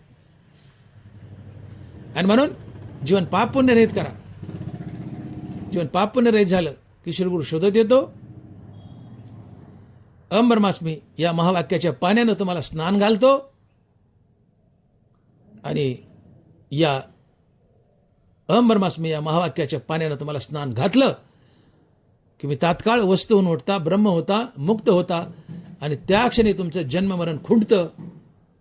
याला तुकोबारा म्हणतात पाप पुण्य गेले एका स्नानेची खुंटले. पाप पुण्य गेले एका स्नानेची खुंटले. अर्थात तुम्ही मुक्त झाले. मग मुक्त झाल्यानंतर तुमच्यात काय काय सुधारणा येतात तुकोबारा अभंगाच्या 4थ्या चरणात सांगतात. आणि महाराज लिहितायत, तुका म्हणे वाणी शुद्ध जनार्दन जनी. तुका म्हणे वाणी शुद्ध जनार्दन जनी. तुम्ही मुक्त झालेत. महाराज म्हणतात वाणी शुद्ध होते. पुढा स्नेह पाजरे मागा चालती अक्षरे, शब्द पाठी अवतरे अधिकृपा. पुढा स्नेह पाजरे. तुम्ही कोणाशी बोलायला लागलात हा, तर आधी प्रेम पुढं पळतं आणि मागून शब्द निघतायत. पुढा स्नेह पाजरे. बोलायला संत कोणाला बोलतोय त्याच्या हालचालीतून आधी प्रेम पाझरतं, प्रेम पुढे पळतं, मागून शब्द निघतात. पुढा स्नेह पाजरे मागा चालती अक्षरे, शब्द पाठी अवतरे आधी कृपा. साचे आणि मवाळ मी तुले परी सरळ, शब्द जैसे कल्लोळ अमृताचे. मृदू मवाळ बोलणं असतं. का पतीवर ते आले वार्धक्य जैसे, ज्ञानोबा बोलतायत. म्हातारी बाई आहे, पतिव्रता आहे. पतिव्रता बाई आणि तिला म्हातारपण आलंय. आधीच पतिव्रता म्हातारपण आलंय. तिचं बोलणं जसं कसं हळुवार असतं. या बसा. कुठून आलात आपण? कुठल्या गावचे? काय काम काढलं? आमचे मालक हवेत का? बाहेर गेलेत, येतील आता, मी बोलावते, फोन करते, बसा आपण. चहा घ्याल का दूध घ्याल? का पतीवरती आले वार्धक्य जैसे, ज्ञानोबा बोलतायत. म्हातारी बाई आहे आणि पतिव्रता आहे. पतिव्रता आणि तिला म्हातारपण आलंय. तिचं बोलणं जितकं प्रेमळ आणि हळुवार असतं तसं बोलणं संताचं असतं. हे तुकोबाराय म्हणतात, ज्ञानोबाराय म्हणतात.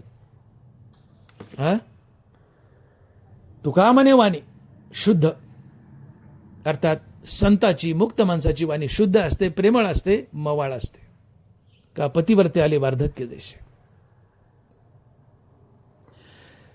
संताच्या मुखातून एकही अमंगळ शब्द निघत नाही. संताच्या मुखातून एकही गलिच्छ शब्द निघत नाहीत. तुकोबाराय बोलतात, छंद हरीच्या नामाचा शुचिरभूत सदा वाचा. छंद हरीच्या नामाचा शुचिरभूत सदा वाचा. ज्याच्या मुखात भगवंताचं नाम आहे त्याची वाचा शुचिरभूत असते, निर्मळ असते, मंगल असते, शुद्ध असते, पवित्र असते. एकही घाणेरडा शब्द तोंडातून निघत नाही. तुका म्हणे वाणी शुद्ध. छंद हरीच्या नामाचा शुचिरभूत सदा वाचा. कंठी कृष्ण म्हणी नाही अशुभ ते वाणी. तो खूप बरा आहे. तोंडात देवाचं नाव आहे आणि मनुष्य मुक्त आहे. वाणी शुद्ध होते, प्रेमळ होते, रसाळ होते, मवाळ होते. पहिला फायदा तुकोबाराय बोलतात, तुम्ही जगाशी गोड बोलता, अतिशय गोड बोलता. मी बोल पुढा स्नेह पाजरे मागा चालती अक्षरे, शब्द पाठी अवतरे अधिक कृपा. साचे आणि मवाळ मी तुले परी सरळ, शब्द जैसे कल्लोळ अमृताचे. का पतिव्रते आले वार्धक्य जैसे, का गंगा पै अससले. ज्ञानोबा आहे संताची वाणी कशी असते याचं या 4 ओव्यातून वर्णन करतायत.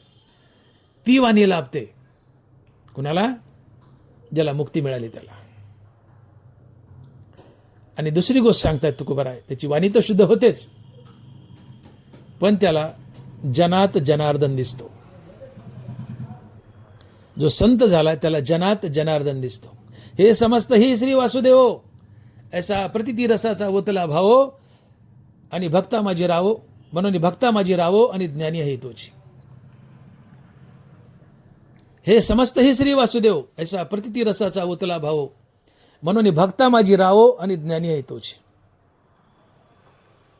तो भक्ताचा राजा असतो आणि तोच ज्ञानी असतो. कोण?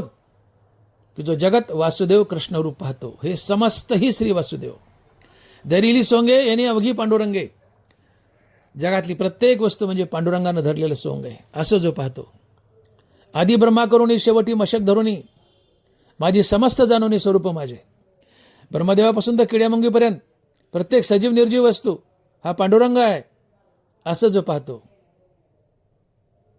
याला तुकोबाराय म्हणतात जनार्दन जनी.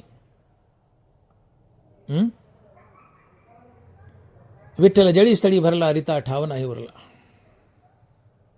विष्णुमय जग वैष्णवांचा धर्म, भेदाभेद भ्रामा मंगळ. याला तुकोबाराय म्हणतात जनार्दन जनी. जगत परमात्मा स्वरूप पाहावं, याला अद्वैत भाव म्हणतात. मी डॉक्टर भागवत मोठे आणि तुम्ही श्रोते, हे द्वैत आहे. एकची घोंगडी पांघरू हरी. मी तू हे द्वैत आहे आणि मी तू जाऊन सर्वत्र मीच हे अद्वैत आहे. आणि शेवटी हे मी विसरावं लागतं आणि ज्ञान गिळून गोविंद गावं लागतं. ते निखळ ब्रह्म आहे आणि संत अवस्था आहे. ज्ञान गिळून गावा गोविंद. आणि म्हणून तुम्हाला मुक्ती लाभली तर तुमची वाणी शुद्ध होते आणि जगात देव पाहता.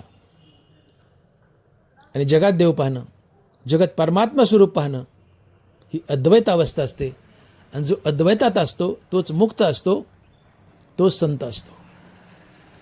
आणि म्हणून मनुष्य मुक्त झालाय आणि गेलाय, सायुज्य मुक्ती मिळाली, भगवंताच्या आत्मस्वरूपात विलीन झालाय, तो नुसता मुक्त झालेला असतो. पण जो मुक्त झालाय आणि मुक्तीवर भजनयुक्त आहे आणि ज्याला समदृष्टी आली, जगत परमात्मा स्वरूप पाहतोय, तो संत असतो. म्हणून संत कोण? तर ज्याच्याजवळ विवेक वैराग्य आहे,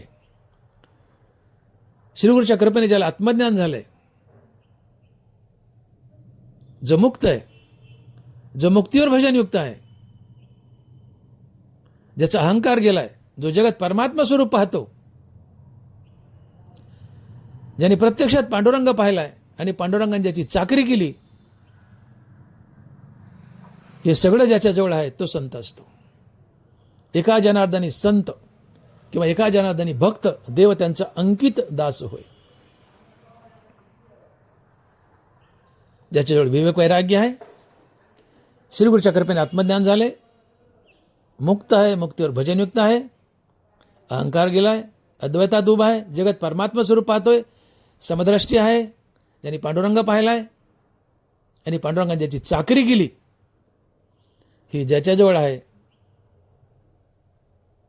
तो संत असतो. जो देहून देवाचं नाव घेतो तो संत असतो. आधी होता संत संग तुका झालासे पांडुरंग, मूळ स्वभाव जाईना त्याचे भजन राहीना. तुका आधी पांडुरंग झाला आणि पांडुरंग होऊन पांडुरंगाचं नाव घ्यायला, तेव्हा तुका संत झाला. तुका झालासे पांडुरंग, मीच होऊन पांडवा करीती माझी सेवा. मी होऊन म्हणजे देव होऊन, कृष्णाहून कृष्णाचं नाव घ्यायचं तो संत असतो. देवहून देवाचं नाव घ्यायचं तो संत असतो. ऐसा बोधची केवळू होऊन असे निष्कळू, त्याहीवरी भजन शिळू माझ्या ठाई. आत्मबोध झालाय पण हरिनाम चालूच आहे, तो संत असतो. जे जे भगवत भजन करीजेत तया भागवत मनिजेत, मुक्तीवरी भजन युक्त महाभागवत उद्धव नाथ महाराज. जे भगवंताचं भजन करतात, तुम्ही आम्ही, ते साधारण भागवत आहेत. तुम्ही आम्ही भागवत आहेत, पण जो मुक्तीवर भजनयुक्त आहे तो महाभागवत आहे आणि तो उद्धव आहे. मुक्तीवरी भजनयुक्त महाभागवत उद्धव, याला म्हणतात ज्ञान गिळून गावा गोविंद, तो संत असतो. देहून देवाचं नाव घेतो तो संत असतो. आणि अशा संत अवस्थेला पोहोचले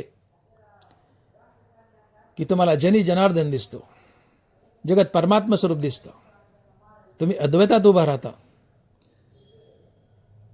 जगत मिथ्या आहे, मी देह नसून आत्मा आहे आणि मी आत्मा आहे, म्हणून आत्म्याच्या रूपाने मीच विश्व आहे आपले, किंबहुना चराचर आपणची झाला.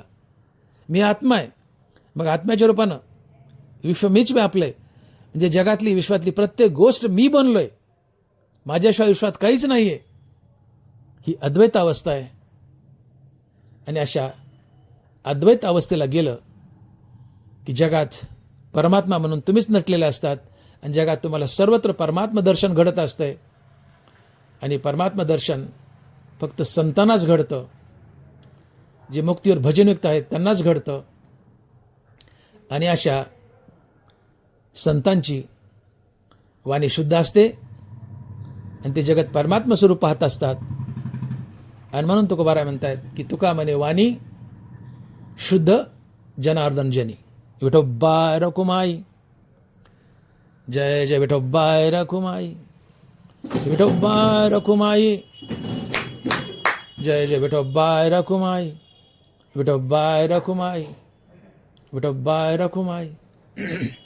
याच्यामध्ये आपण अभंगाचा भावार्थ पाहिलाय. 2 मिनिटात अभंगाचा सार. तुकोबाराय म्हणतात, देव तिळी आला, गोड गोड जीव झाला. साधला हा पर्वकाळ, गेला अंतरीचा मळ. पाप पुण्य गेले, एका स्नानीची खुंटले. तुका म्हणे वाणी, शुद्ध जनार्दन जनी. 2 मिनिटात सार. तुकोबारायांनी या अभंगात संक्रांतीचं रूपक केलंय. संक्रांतीला आम्ही जे जे करतो, या संक्रांतीला पूर्ण अभंग जोडलाय. पण संक्रांतीचा नुसता तिळगुळ खाणं, संक्रांतीच्या दिवशी हा अभंग व्हॉट्सअपवर टाकणं म्हणजे देवतिळी आला नाही. संक्रांत आली की प्रत्येकाच्या डोक्यात आणि डोळ्यापुढे एकच अभंग असतो, देवतिळी आला, देवतिळी आला, देवतिळी आला. इतका साधा या अभंगाचा अर्थ नाही. हा अभंग भगवंताशी जोडतो. तुम्हाला मुक्ती मिळवायची, तुम्हाला मुक्ती मिळवायची तर काय काय टप्पे तुमच्या जीवनात यावे लागतात, याचं इत्थंभूत ज्ञान या अभंगात आहे. मुक्ती कशी मिळवावी, कोणत्या कोणत्या टप्प्यातून जावं, हे तुकोबारायांनी 4 चरणात सांगितलंय. तुकोबाराय म्हणतात, देव माझ्या तिळी आलाय. देव तिळी येणं म्हणजे देवाची आमच्यावर कृपा होऊन आम्हाला मुक्ती मिळणं. देव तिळी येणं म्हणजे जीव ब्रह्माचं ऐक्य साधणं. देव तुकोबारायाच्या तिळी आलाय म्हणजे देवाने तुकोबारायाला मुक्ती दिली आहे. आणि म्हणून तुकोबारायाचा जीव झालाय, तृप्त झालाय. जीव ब्रह्मात विलीन झाल्यामुळं, ब्रह्म गोड असल्यामुळं तुकोबारायाचा जीव गोड गोड झालाय, आनंदी झालाय. तुकोबारायाला मुक्ती मिळाली, हा त्यांनी पर्वकाळ साधलाय. परमार्थात मुक्ती मिळवणं हाच पर्वकाळ असतो. आणि हा पर्वकाळ, मुक्तीचा पर्वकाळ तुकोबारायाने का साधलाय, तर तुकोबारायाच्या अंतःकरणातील मळ गेलाय. आणि हा मळ म्हणजे पापवासना, अहंकार आणि कामक्रोध, अर्थात ज्ञानेंद्रियाचे विषय भोग गेलेत. अहंकार, कामक्रोध आणि पापवासना गेली, अर्थात अंतःकरणातला मळ गेलाय. आणि जोपर्यंत हा मळ जात नाही तोपर्यंत तुम्हाला मुक्तीचा पर्वकाळ लाभत नाही. तुकोबाराय म्हणतात, माझ्या जीवनातून पाप पुण्य गेले, अर्थात पापवासना गेली, कामक्रोध गेले, अहंकार गेले, हा सगळा मळ गेला अंतःकरणातला, म्हणून मला मुक्तीचा पर्वकाळ साधला आहे. माझं जीवन पाप पुण्यरहित झालंय. मी निषिद्ध कर्म करत नाही, काम्य कर्म करत नाही, आणि नित्यनियमित कर्म करतो, पण ते ईश्वरार्पण बुद्धीने करतो, त्याचं पुण्य देवाला जातं. माझं जीवन पाप पुण्यरहित झालं. मी ज्ञानेंद्रियाचे विषय भोगत नाही म्हणून माझ्या जीवनात काम करत नाहीत, म्हणून माझ्या जीवनात पाप पुण्य नाही. माझं जीवन पाप पुण्यरहित झालं, माझ्या जीवनातून पाप पुण्य गेलं, म्हणून श्रीगुरू मला शोधत आला आणि श्रीगुरूंनी अहं ब्रह्मास्मी या महावाक्याचं मला स्नान घातलं. आणि त्यामुळं माझं जीवन मरण खुंटलं. माझं जीवन मरण खुंटलं म्हणजे मी कायमचा मुक्त झालो, मुक्तीवर भजनयुक्त असा संत झालो. आणि त्यामुळे फायदा काय झाला, तर माझी वाणी शुद्ध झाली. साचे आणि मवाळ, शब्द जसे कल्लोळ अमृताचे, अशी माझी वाणी शुद्ध झाली, पवित्र झाली. आणि मला जगात परमात्मा दर्शन घडू लागलं. मला समदृष्टी आली. जे जे दृष्टी दिसे ते ते हरिरूप, ही अवस्था माझी झाली. जे जे भेटे भूत ते ते मानिजे भगवंत, हा भक्तियोग निश्चित जाण माझा. अर्थात मी मुक्त झाल्यामुळं माझी वाणी शुद्ध पवित्र झाली आणि मला जगत परमात्मा स्वरूप दिसू लागलं. मी अद्वैत अवस्थेत गेलो. आणि अशी अवस्था म्हणजे खरीखुरी संत अवस्था, ज्याला ज्ञानोबाराय म्हणतात मुक्तीवरी भजनयुक्त. मी असा मुक्तीवर भजनयुक्त संत झालो. चौपुरुषार्थ श्री भक्ती जैशी, असा मी संत झालो. आणि अशी संत अवस्था प्राप्त करणं ही मानवी जीवनातील सर्वोच्च अवस्था असते. अशी संत अवस्था प्राप्त करणे हा मानवी जीवनातील खरा पर्वकाळ असतो. आणि हा मुक्तीचा संतपदाचा पर्वकाळ मला प्राप्त झाला का, तर देव माझ्या तिळी आला. आणि म्हणून देव तिळी आला, गोड गोड जीव झाला. ज्ञानेश्वर माऊली, ज्ञानराज माऊली तुकाराम. जय विठ्ठल, जय जय विठ्ठल. बोली लिले कुरे वेळी वाकुडी.